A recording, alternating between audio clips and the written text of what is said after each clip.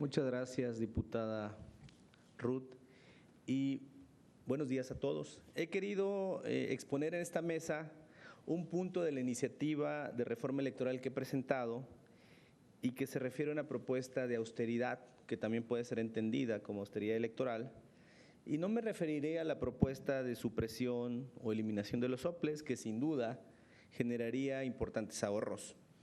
Me refiero a la propuesta para modificar los artículos 40 y 134 a efecto de incorporar el principio de austeridad como un principio constitucional permanente en la Constitución. Hasta el momento no existe el concepto de austeridad en la Constitución y nos podríamos preguntar, ¿para qué incorporarlo? Desde el inicio de la concepción del Estado, desde que el Estado moderno empezó a formarse y evolucionar, la idea del Estado nunca ha sido para privilegiar a las personas que conforman el propio Estado. Lo han hecho, pero esa no ha sido la idea para crear el Estado. Entonces, nosotros estamos en la disyuntiva en este momento, derivada de un mandato popular, en lograr los mecanismos para disociar del poder público lo que en otros momentos se ha identificado como opulencia, dispendio, despilfarro o privilegio. Hay varias formas de lograr esto. Tenemos que intentarlas todas.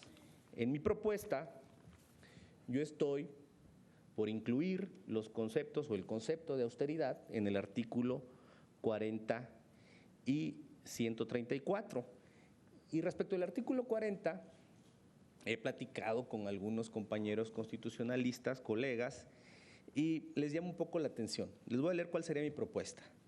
El artículo 40 diría: es voluntad del pueblo mexicano constituirse en una república representativa, democrática, laica, austera, federal, compuesta por estados libres y soberanos en todo lo concerniente a su régimen interno y por la Ciudad de México, unidos en una federación establecida según los principios de esta ley fundamental. Es decir, agregar la palabra austera, una república representativa, democrática, laica y austera. Y me podrán decir, y me han dicho, la austeridad no es una forma de organización del Estado, no lo es, definitivamente no lo es.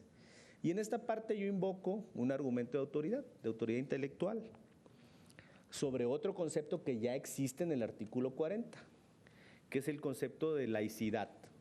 Dice el artículo 40 que es una república representativa laica.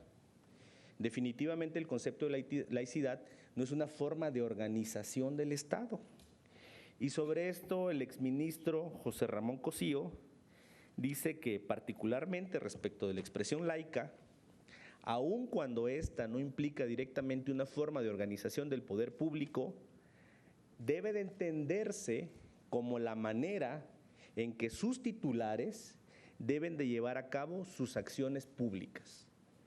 Es decir, es un principio que orienta el ejercicio de la función pública, que no determina una organización, pero que queda inserto ahí en el artículo 40 y orienta el ejercicio de la función pública. Bajo ese razonamiento, mi propuesta estriba en incluir el concepto de autoridad para, de esa forma, también orientar el ejercicio de la acción pública. Y algunos me podrán decir, eso no me convence bajo una lectura ortodoxa de la Constitución, porque dirás lo que tú quieras, pero definitivamente la austeridad no es una forma de organización del Estado y a eso se refiere el artículo 40. Y está mal, me podrían decir algunos, que incluso el término laico esté ahí, podría estar en otro lado, pero no ahí.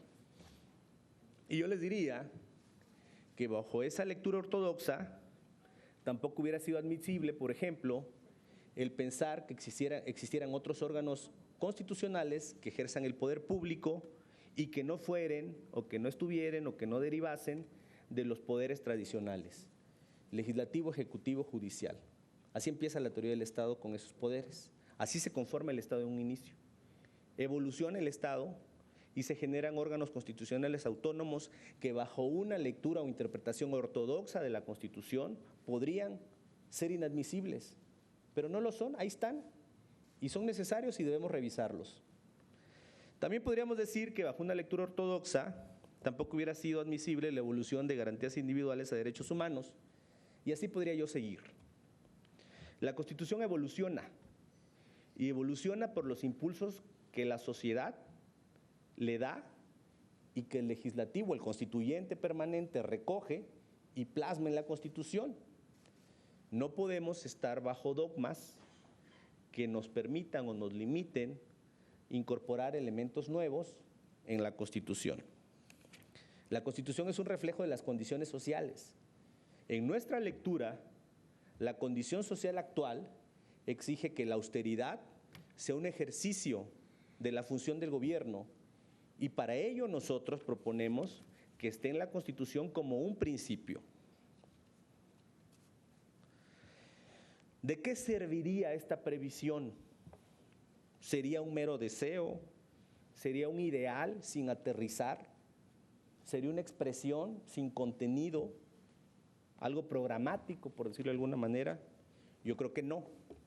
Yo creo que tendría mucha eficacia en la realidad y en el actuar del gobierno. Y quiero poner algunos ejemplos. Para el Poder Judicial sería obligatorio observar este principio, por ejemplo, al momento de resolver sus controversias. Y quiero referirme a algunas. Antier o ayer resolvieron unas suspensiones sobre controversias constitucionales en materia de o sobre la ley de remuneraciones, sobre el presupuesto. De existir esta previsión constitucional, la decisión de la Suprema Corte tendría que haber observado este principio y resolver a la luz del mismo. Para los poderes tradicionales, ejecutivo, legislativo y judicial, en el ejercicio de su gasto también sería un principio rector, que por ejemplo incidiría en los procesos de responsabilidad. En los procesos de responsabilidad se ponderaría el cumplimiento de este principio de austeridad para determinar la conducta y calificarla. En los órganos autónomos sería lo mismo, aplicaría a la hora de revisar sus gastos, como por ejemplo los viáticos, de los que a veces se abusa. El principio de austeridad no debe ser solo una exigencia política, no debe ser una bandera partidista o de campaña, ni tampoco debe ser un tema de debate.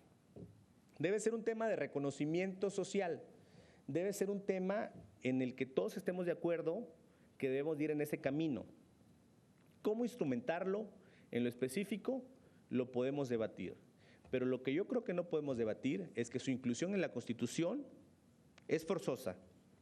Necesitamos tener un diseño constitucional nuevo que contemple estos principios que la sociedad nos exija y que no se queden solo en un discurso político, ni en un discurso de campaña, ni en una agenda particular. Tenemos que ponerlos en la Constitución. Ese sí sería un verdadero compromiso. Ese sí sería una acción positiva que no se quedaría solo como una estrategia de posicionamiento de campaña. Y si la ciudadanía así lo demandó, nuestra obligación es buscar los mecanismos para su implementación, pero también poner o colocar los principios a nivel constitucional para que estos permeen en todo el ejercicio público y en su aplicación. Muchas gracias.